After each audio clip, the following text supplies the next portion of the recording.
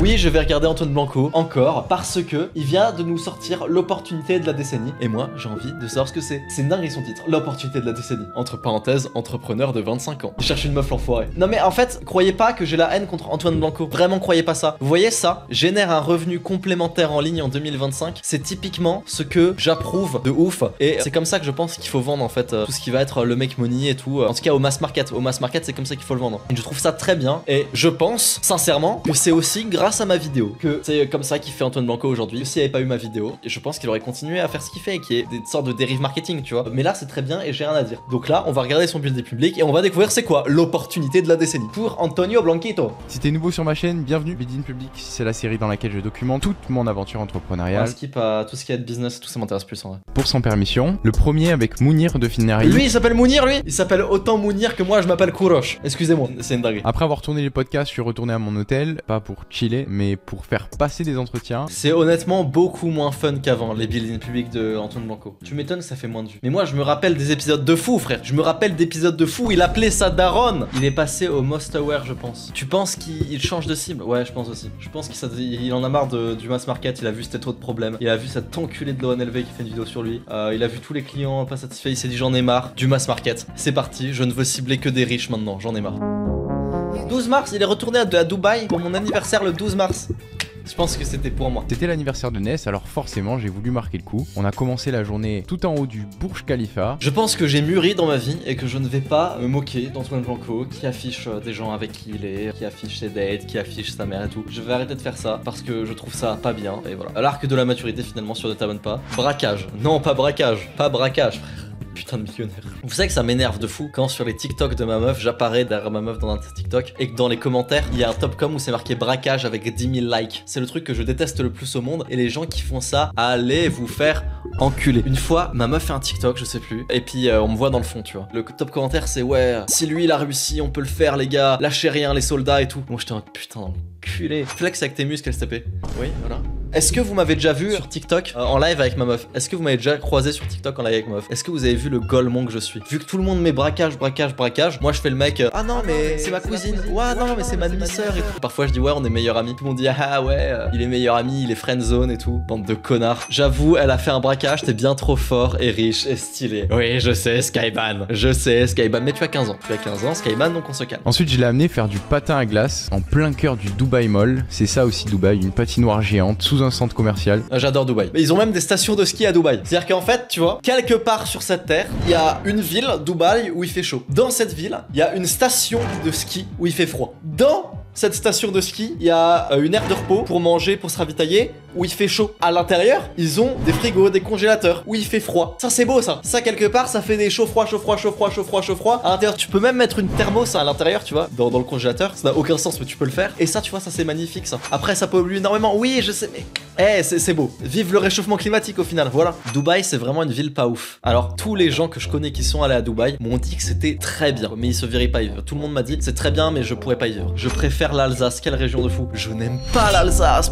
J'aime pas l'Alsace, frère. Ah là là, non, je suis bien dans les Vosges. En même temps, je vois un peu ce que tu veux dire. Ce que t'aimes bien avec l'Alsace, c'est le côté forêt, c'est le côté tout ça. Tu préfères les Vosges, en fait. C'est les Vosges que t'aimes, c'est pas l'Alsace. Désolé de te le dire. T'imagines de t'installer dans un appart bientôt. Et en fait, je voulais cette année m'acheter un bien immobilier dans lequel j'habiterai et enfin arrêter de squatter chez mes putains de parents. Mais non, finalement, je vais juste investir dans l'immobilier, acheter un bien, un appartement probablement, le mettre en location, élargir un petit patrimoine et me créer un petit patrimoine. Donc je vais faire ça cette année. Donc là, je suis en train de faire tout ce que je dois faire et tout. Comme Fuse, oui, exactement comme Fuse, avec une holding, avec une SCI, toutes ces conneries. Et donc, c'est ce que je suis en train de faire avec l'avocate, avec la banque. On est en train de voir ça. Et du coup, je vais continuer de vivre chez mes parents. Et en fait, je pense que j'arrêterai de vivre chez mes parents quand je serai satisfait de mon patrimoine immobilier. Et oui, parce que je suis de droite, moi, monsieur.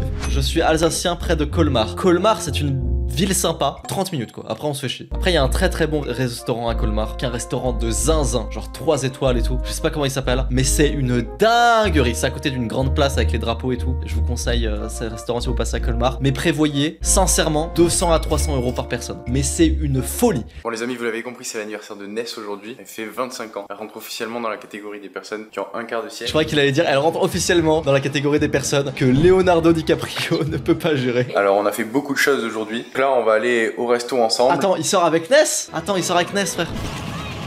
C'est vrai que Ness, ça c'était la meuf d'Antoine Blanco qui vient de faire un spike là comme ça, hein. C'est elle, c'est vraiment elle. Je suis pas trop sûr de mon coup, je vous avoue là. Il est comme moi, il est autiste, il arrive pas à regarder les gens dans les yeux. Regardez, il ne la regarde jamais dans les yeux. Elle la fixe tout le temps dans les yeux et lui il la regarde jamais. Je suis pareil avec ma copine. Je n'arrive pas à regarder les gens dans les yeux quand ils sont trop proches. Je détourne le regard comme ça, comme une petite pute. Hello. Hello.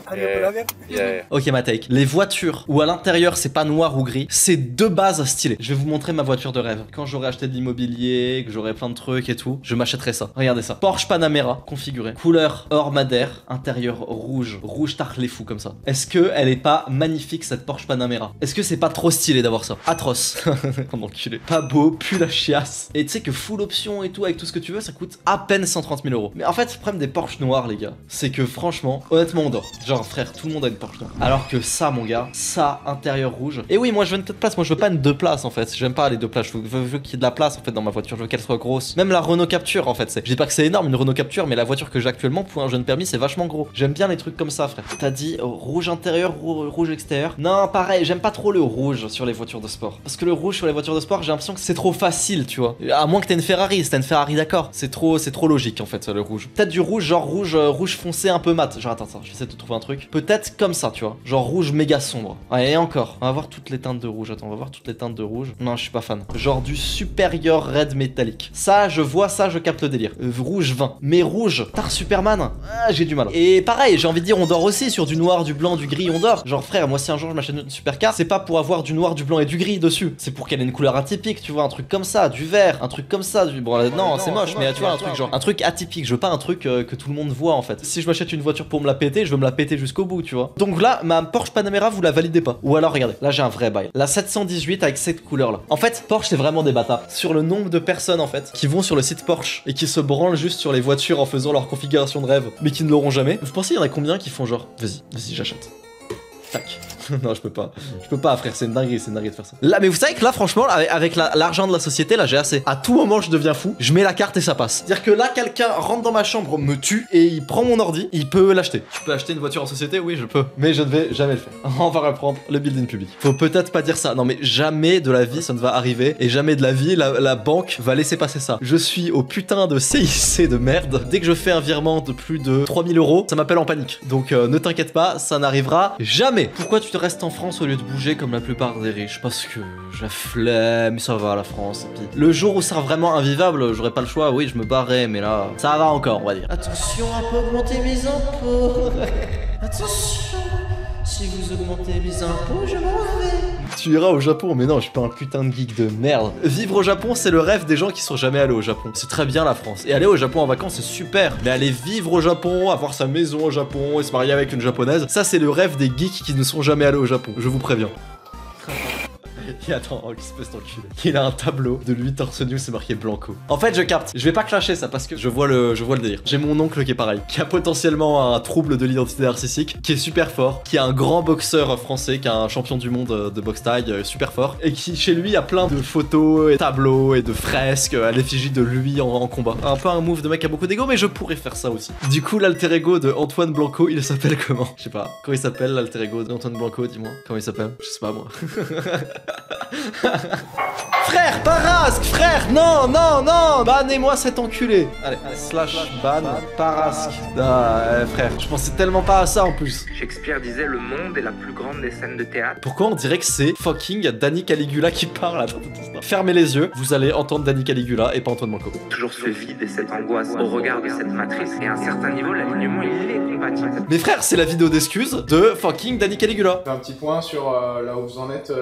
Il fallait que je vous dise un truc. Dans la vidéo où on va en appel avec le closer d'Antoine Blanco, il y avait un moment qui a été coupé à la vidéo parce qu'en fait le rec a coupé à ce moment-là et c'est la vérité. Mais il y avait SK à un moment qui montre son téléphone, il doit montrer son téléphone au mec et en fait sans faire exprès, il arrive sur une page où c'est sur son fond d'écran, je sais plus, c'est plein de photos d'Antoine Blanco torse nu et tout. Et t'as le closer d'Antoine Blanco à ce moment-là qui devient homophobe, qui fait mais attends, mais tu cherches juste un copain, mais t'es pas là pour devenir riche en fait, t'es juste amoureux d'Antoine Blanco. Il commence à se vénère et je suis tellement dégoûté qu'il n'y ait plus ça dans la vidéo finale parce que ça aurait été tellement drôle.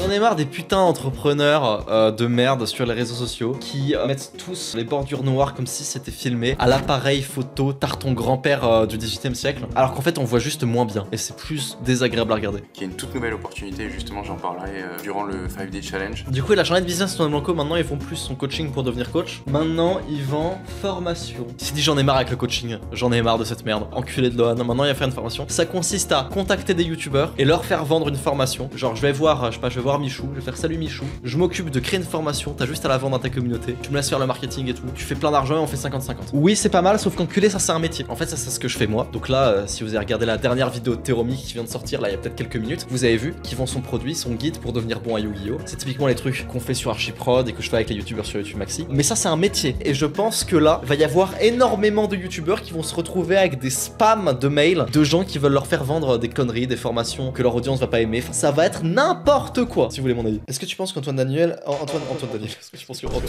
Antoine Blanco a vu ta vidéo et qu'il doit connaître qu'il te déteste ou pas? Alors oui je pense qu'il m'aime pas. Je pense qu'il a dû voir ma vidéo, au moins la voir passer, je sais pas s'il l'a regardé. Et je comprends s'il m'aime pas. Mais je pense que cette vidéo était positive pour lui. Peut-être qu'il ne s'en rend pas compte actuellement, mais il s'en rendra compte peut-être plus tard. Et au final, peut-être que plus tard il me remerciera. Mon feuille des challenges et notamment... C'est chiant, on s'en bat les couilles, il faut que je vous montre un coup qui est exceptionnel. Donc là, j'ai un souci au niveau de mon pion. Mon pion, il doit aller à dame. Là, le problème, c'est la tour ici en B7. Alors le souci de tour B7, c'est qu'en fait, je vais pousser ma tour pour pouvoir libérer la place au pion. Sur échec, donc il doit bouger le roi. Et là, je pousse mon pion. Sauf que là, il y a un gros souci. Eh oui, tour D7. Parce qu'avec tour D7, il empêche le fait que ma tour puisse coulisser ici. Regardez, imaginons. Si la tour coulisse ici, et bah, il prend le pion, c'est sur échec. Donc je peux pas bouger le pion. Je peux pas avancer ce pion et faire une dame. Parce que c'est sur échec. Donc je dois bouger le roi. Et il peut manger le pion et j'ai pas de dame. Donc c'est de la grosse merde. Et d'un autre côté, si je fais rien, genre je sais pas, je bouge ce pion ou je bouge mon roi, j'en sais rien, je bouge mon roi pour éviter d'être ici, et bah il prend. Et si je bouge, et bah pareil, il reprend. Et pareil, j'ai plus de dame. Donc, question, quel est le coup à faire? Eh bien oui, le seul coup viable ici, c'est tout simplement le coup que j'ai fait, qui était fucking sacrifice de tour. Tour H1, échec. Roi mange, et là, promotion en dame.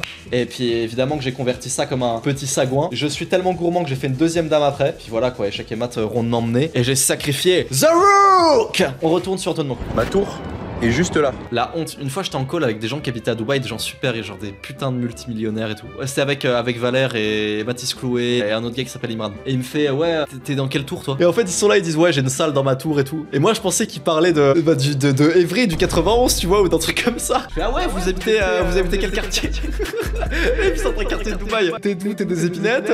T'es du JR?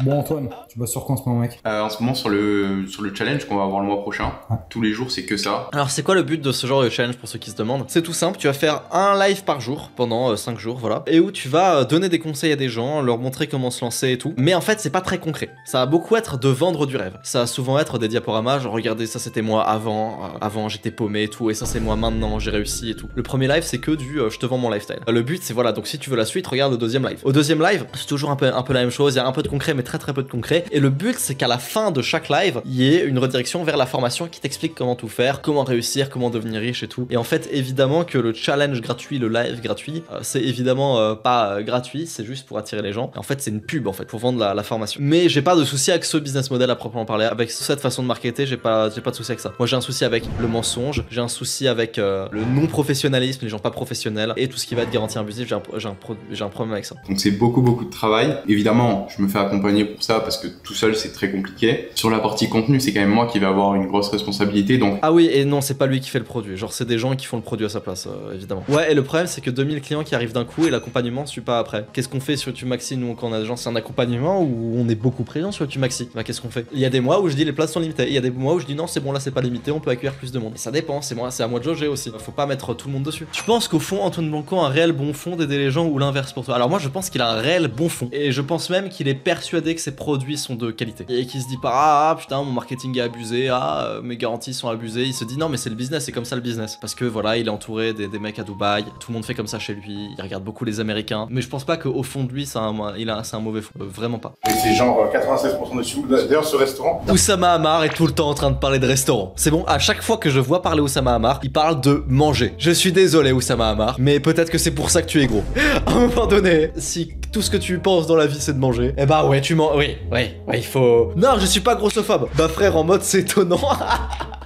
Franchement, Oussama, calme-toi. Mais moi, en fait, je lui dis ça, c'est pour son bien. Je mens pas à ce rythme-là. Dans 5 ans, il est mort. Mais vraiment, tu vois, c'est pour son bien que je dis ça. Il faut pas qu'il continue, frère. Il faut lui dire la vérité à un moment. Si je vais être honnête avec vous, les jours défilent et je fais toujours la même chose. Je suis toujours juste là derrière. Je sais pas à quoi va ressembler ce vlog. Je sais pas s'il va être agréable à regarder. Non, il n'est pas agréable à regarder. Heureusement que je fais des bonnes vannes.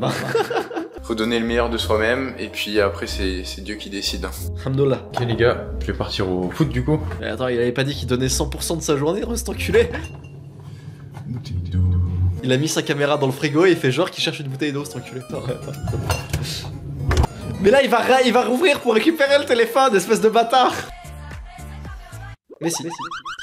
Alors, vous aussi, vous voulez choisir la pilule rouge ou la pilule bleue? Eh bien, c'est très simple. La pilule bleue, vous restez pauvre, vous restez des grosses merdes qui n'avaient pas de chaîne YouTube. La pilule rouge, vous rejoignez YouTube Maxi. Vous faites accompagner par des vraies personnes qui réussissent sur YouTube et qui continuent actuellement de réussir sur YouTube. Pas des gens qui ont fait 1 million de vues il y a 3 ans et qui aujourd'hui... Non, on continue tous de faire beaucoup de vues sur YouTube. Ma dernière vidéo, elle a fait 100 000 vues. Hein. Et on est là. On vous aide sur la technique quand vous débutez. Avec moi, on cherche les sujets. On vous coach à la voix. On vous fait des retours sur le rythme. Il y a une grosse partie avec moi, one-to-one, où je suis là pour avec vous travailler votre personal brand, choisir un produit que vous allez vendre pour que vous puissiez vivre de votre chaîne et que vous soyez riche, beau gosse, célèbre. Mais ça, c'est la pilule rouge, ça. Ça, je sais pas si vous avez les couilles de le faire. Le lien est dans la description. Allez, venez, on va pas vous manger.